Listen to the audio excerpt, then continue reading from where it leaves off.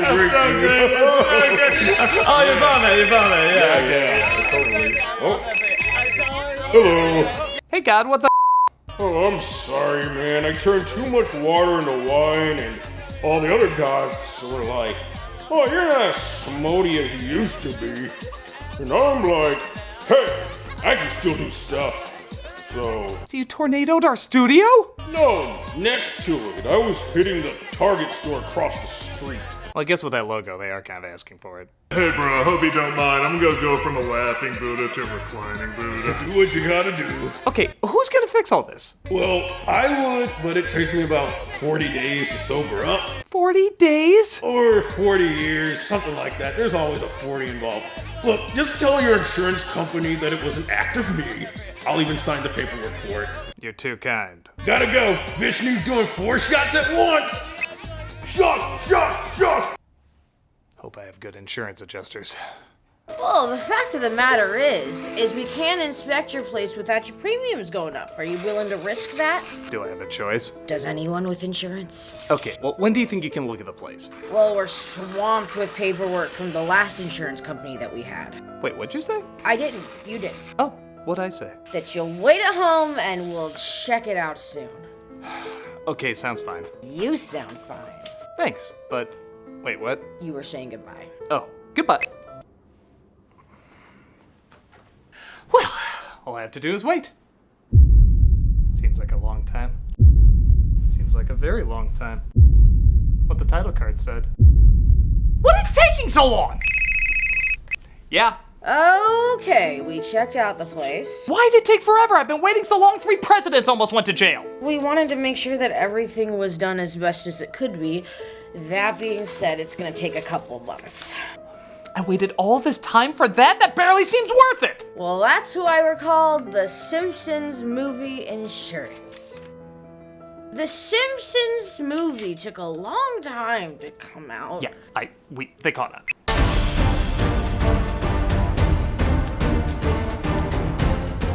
Okay, make whatever Simpsons has been on too long joke that you want, but I think I speak for many when I say this show truly has defined a generation of comedy. I'm really not kidding when I say maybe 80% of modern humor in media today can be traced back to The Simpsons. Every self-aware reference, cleverly overwritten line, visually surreal cutaways, and slight jab at popular culture most likely stem from this series. Truth be told, I think it's one of the most influential shows in television history. With that said, people argue its peak was roughly 1990 to 1995, and The Simpsons movie wasn't even talked about seriously until 1997. But okay, just because something's not in its prime doesn't mean you can't still make a cinematic event out of it. The audience and excitement is still there. But it took so long to agree on ideas while still producing the show itself that the film didn't come out until 10 years later in 2007. This is long after The Simpsons themselves acknowledged they've probably been on too long. They'll never stop The Simpsons. Have no fears, we've got stories for years. Still, the film was a big deal when it came out, with a marketing bonanza that was all over the place, including a tie-in with 7-Eleven to turn all their convenience stores into quickie marts, filled with Simpson in-jokes. And I think we can all agree this stuff was probably better than the film itself. Okay, so I've never met anyone who hated this movie, but I've also never met anyone who loved it either. Honestly, I think if it came out 10 years earlier, it might have had more lasting power and been more influential. But compare the animation in this movie to a current Simpsons episode. Does it really look that different? When I saw it, people laughed and had a good time, but nobody really discussed it after. It was a properly big story with a properly big budget, but with similar jokes to what we saw on TV at the time. Which again, 10 years earlier would have been fine when that was a bit more fresh. I'd actually argue this film probably did most things correctly, except come out a decade earlier. But look, I don't like trash talking The Simpsons because they do still mean a lot to me, and to their credit, some of their newer seasons have had some real hits in them, and even tried to do something new here and there.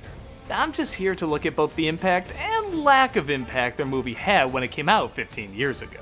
Because frankly, it is a film that's tricky to put in one box, and I find movies like that interesting. So, because it looks like we're suffering some delays as well. Where'd you want this gasoline? Oh, just pour it anywhere. Let's take a look at The Simpsons Movie. Oh, sorry, I put on Futurama by accident. This is actually an Itchy and Scratchy cartoon, and for all the spin-offs and crossovers we've had over the years, why hasn't Itchy and Scratchy gotten a show/movie of their own? Oh wait, they've kind of had a ton, haven't they? That weirdly might be the most beautifully composed shot in the movie. They do the missile shot that misled a lot of people in the trailer, which, okay, I know Simpsons is cartoony, but one missile is literally the size of Georgia. It's not that cartoony. And we discovered this is all a film the Simpsons are watching. I can't believe we're paying to see something we get on TV for free. If you present it that way, it'll come across that way. And yeah, that is the issue for a little bit of time. The first third isn't really a movie as much as leftover jokes they didn't use in the show. I mean, okay, the Itchy and Scratchy bit is pretty funny, but if you've been waiting years for a Simpsons movie like many of us did, is this really the big opening that would satisfy you? Everybody in this theater is a giant sucker, especially you! It seems thrown together last minute. Like, even these backgrounds flying by look a little cheaply animated. And I don't know, do you see any hints this movie started development in the 90s Green Day? Gentlemen, it's been an honor playing with you tonight. Ooh, and a Titanic reference. Okay, I'm not gonna lie, that made me laugh pretty hard. The kind of story kind of starts when the Simpsons go to church and Flanders has an announcement. The good Lord is telling me to confess to something. Feel like his excitement for that should probably be a movie of its own. Grandpa suddenly starts talking crazy, predicting the end of the world, leading to this pretty funny line. Do something! This book doesn't have any answers! Or a reason why he's doing any of this. Yeah, they never do explain why Grandpa has this vision that accurately predicts the future. Though I guess Simpsons never will reveal how they can always tell what's gonna happen. My god, they were right! Our skulls are becoming our hair! Maybe he was referring to the trees looking like Papa Rappa the Rapper. Guys, it's 2007. Check out Hornet's Nest. Like I said, the first third of this movie works more like random jokes from the show than a cinematic narrative. Like, I totally forgot Lisa had a subplot with an Irish boyfriend in this. Because he just seems like an excuse to work in some more random laughs. I'm Colin. I haven't seen you at school. Just moved from Ireland. My dad's a musician. Is he? He's not Bono. I actually liked it more if they tried growing more of a relationship between her and Milhouse. At least I have a connection with him as opposed to this blando rando. I am passionate about the planet. Say global warming is a myth. Further study is needed. That's for selling out your beliefs. Get used to that, Simpsons. I am the mascot of an evil corporation. Now everybody smile. Can predict the future! Here's a joke somebody clearly threw out in the writer's room at the last minute. Oh! That's funny, where do we put it? I don't know, it's a movie. We can tie things together as loosely as the show does. Can't believe we're paying to see something we get on TV for free. Yeah, that line's already not aging well. Anyway, we continue to get a lot of random jokes that almost feel like 22 short films about Springfield with occasional plot snuck in. Or if you still want to meme it, steamed hams without steamed hams. Haha, has anybody thought of that? No, really, has anybody thought of that? I'd be shocked if somebody hasn't. There is a steamed dog, though.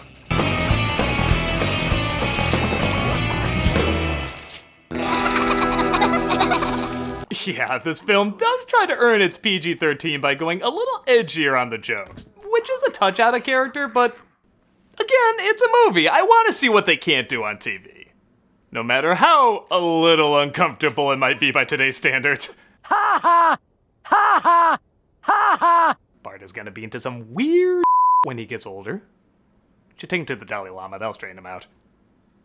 This does lead into a subplot where Bart starts to prefer Flanders as a father because Homer is always absent and reckless, but has to fight for space for the subplot that deserves even more attention. Homer gets a pig! The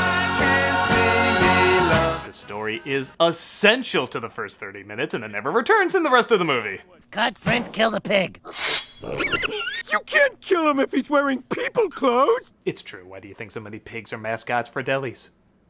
How did the pig tracks get on the ceiling? Spider Pig, Spider Pig. And yes, Spider Pig was ruined for me by the constant advertising all over the place. Does whatever a Spider Pig does. The Simpsons Movie.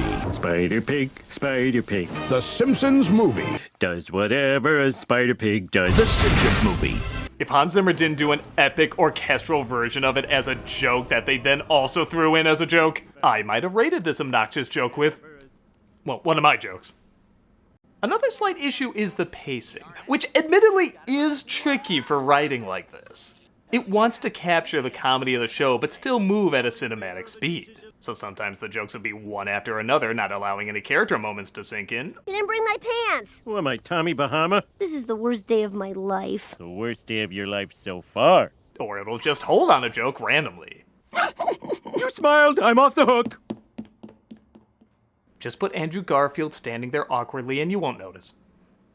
Because of this, the film often doesn't feel personal. It feels like a movie by committee. Like, the jokes are first and the story second, which, if the jokes were spectacular or doing something new, that'd be fine. But it truly is the same quality we always saw on the show. I can't believe we're paying to see something we get. Yeah, how many times am I gonna reference that? Okay, let's lighten up.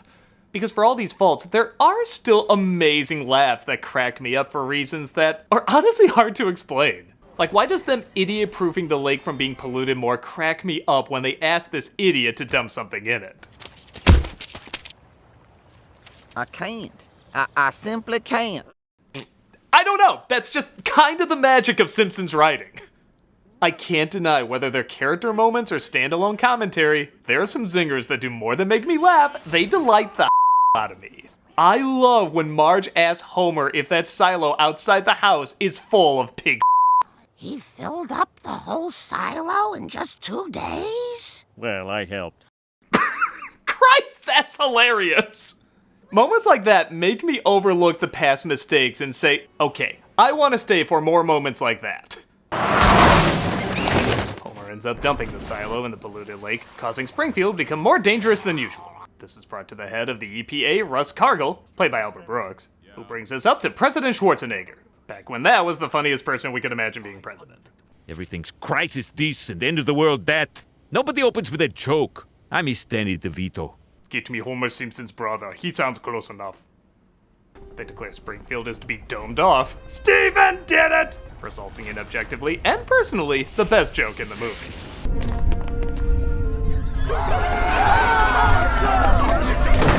We're gonna be studying that joke years from now. This is where the film starts to get going. Most folks don't even remember what happens in this until the dome pops up. Maybe because it's finally a major conflict. To prevent your poisons from spreading, your government has sealed you all within this dome. Don't worry, this is all work of fiction. The government would never really do anything to help the environment. We're trapped like rats? No, rats can't be trapped this easily. You're trapped like carrots. Right? You feel it too, like one editor picked the most random moments to hold on.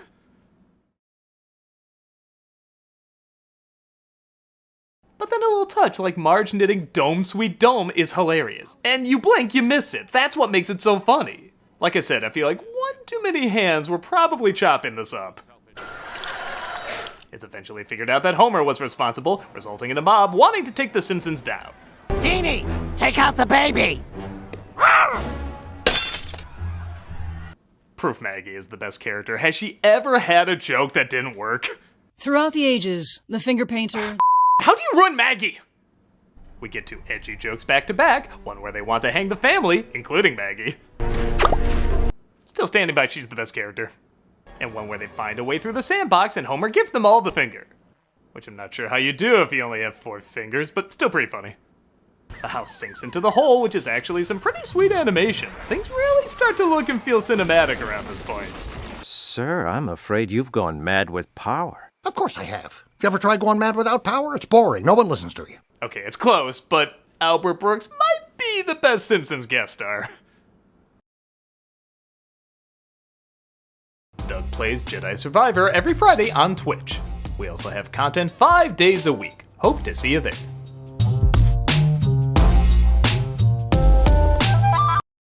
The Simpsons make their way to a motel. Bart, are you drinking whiskey? I'm troubled. You know, maybe every 5th joke is pretty great. And give the film credit, this is one of the few times Homer actually starts to sound like a real person. I don't think about things. I just try to make the days not hurt until I get to crawling next to you again. That's not even that funny. It's just a human moment. It reminds me of some of the earlier seasons where they threw a lot of jokes, but the heartfelt scenes also felt very genuine. I need you to do this with me. Okay, homie. I'm with you. I also feel like Marge is arguably the most interesting character in the movie because she isn't just a setup for jokes. You legit feel her aggravation, but also her need to find value in the person she loves. There are drops of that here and there, as you'll see a little bit later, but I feel like we needed just a few more moments like this to make the emotional connection, to make the story feel bigger. On that note, though, the jokes are worked in a little better from here on out. They can win a truck at a carnival if Homer can ride a motorcycle inside a cage. I legit remember this joke because it comes back later when he rides it around the dome.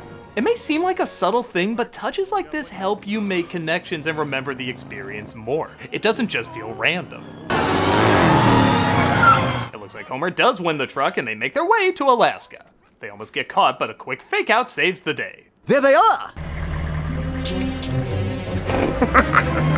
Not gonna lie, I want to know the story of every single one of those doppelgangers.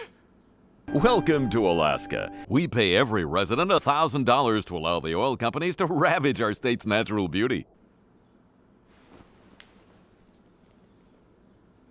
Well done. You didn't even have to write a joke. Reality did it for you. Back in Springfield, the people are getting closer to breaking through the dome, so Cargill devises a plan to blow them up. There's gonna be hearings, investigations. I'll have to go back to making family comedies. Ugh. You sure DreamWorks isn't working on that? Hello, I'm Tom Hanks. Tousle my hair, Mr. Hank. An ad starring Tom Hanks indicates that the town is about to be blown up, and I love their cheesy parody of him is honestly becoming what he kind of is now, yet somehow more cartoony. Thus, the family wants to go and save the town. Screw Springfield! I can't believe you'd say something so selfish. They were gonna hang your baby. Is that really that shocking a reaction? Marge asks Homer to trust her, but he laughs in her face and runs away. This results in her taking the kids and recording over their wedding video, saying he's a changed man and there's no love left in their marriage. Now, I'm sure I'm not the only one to say this, but this is easily the best acting to come out of Marge's voice actress, Julie Kavner. I overlooked these things. Because? I just don't know how to finish that sentence anymore.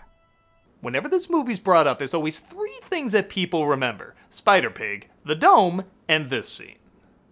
They apparently recorded it several times to tire out Julie's voice, and man does it leave an impact. And to prove to myself that this is the end, I taped this over our wedding video. The theater legit goes quiet. You could hear a pin drop. As much as I say this film does need more heart, the few bits it has does leave an impression. And again, it works because you feel where she's coming from. You get frustrated right along with her. She isn't just a setup for punchlines, she feels like an actual human being. It's like James L. Brooks came in and said, you know, I've directed a few movies, we should probably remind people that's what they're watching. Bye, homie.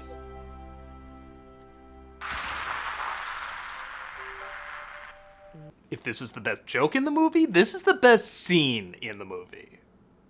Thank God it's followed by this dumb joke. Wow, only an hour running time, huh? Okay. Oh, but the got me movie! Oh my God, that was such a good trick! Yeah, okay, this is what I think they thought the audience reaction was gonna be. Wow, are they really live? That's good. Oh. Versus what my screening was like. Pretty lame. Homer discovers a medicine woman who tries to steer him in the right direction. And again, it would have been nice if she was built up to a little bit and didn't just come out of nowhere. Like maybe she had a connection to the vision Grandpa got, or maybe she was what called to Homer to go to Alaska, or maybe her spirit animal's the pig. I don't know, just pretend like you're writing a movie. Unless you have an epiphany, you will spend the remainder of your days alone. Homer has a vision that makes him realize he should fix the problems he started and goes after his family, just as they're captured by Cargill. Lisa, knock off that racket! Lisa! They gave her a saxophone? You know, a barred window would have alerted him and made a little bit more sense. Springfield. They're dropped off back in Springfield just as it's about ready to blow up. Despite everything, I miss your father. Mom, I've got to go find Colin. Who's Colin? Oh, I mean, yes, that incredibly memorable character woven so organically into... I remember Bumblebee Man's lines more than him. The police use a robot to try and defuse the bomb, resulting in another great edgy joke. Talking about it, but I didn't take him seriously. But maybe I just like it because I don't know if that joke's allowed on YouTube anymore. And Homer grabs the bomb, bringing Bart along to toss it. It's a pretty fun and impressively large scene, though admittedly I do wish it held on some of these massive shots a little longer that go by pretty quick. But everyone praises Homer as a hero. Bye, everybody. My god, they killed off Dr. Nick? No, I'm legit asking. I didn't really watch much of the show after this movie came out. You want to go clean up the lake? Well, I was gonna say get some ice cream, but okay. Aw, what a well-developed romance. I can't wait to see more of Colin. Yeah, I didn't even need to watch the show to know that happens. They take the villain out, Homer and Marge ride through another batch of poorly rendered trees, and... I don't know, I guess this joke's as good to end on as any.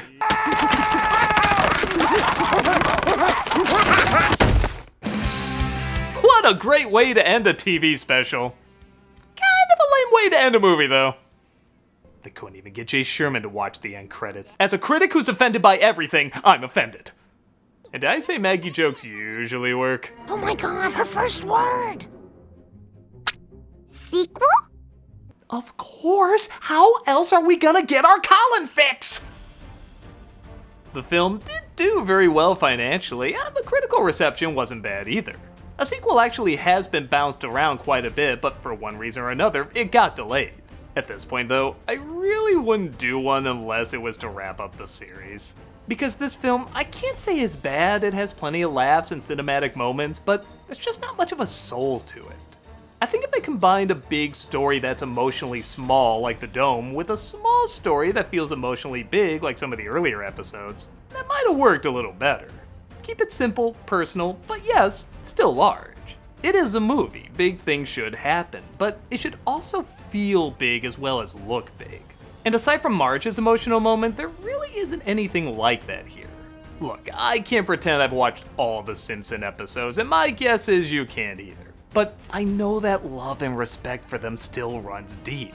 While I can't act like I'm as passionate about them as I used to be, I'm always gonna be cheering them on. I do still want what's best for them, and I feel like other people who were shaped by their humor do too.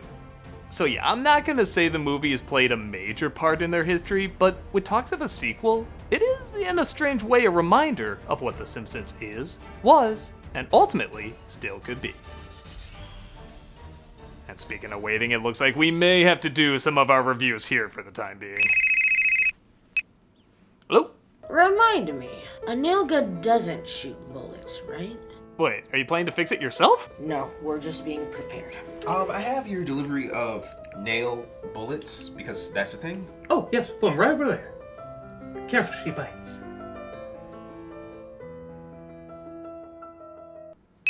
Yeah, we're gonna be here for a while. I'm a nostalgia critic, I remember it, so you don't have to.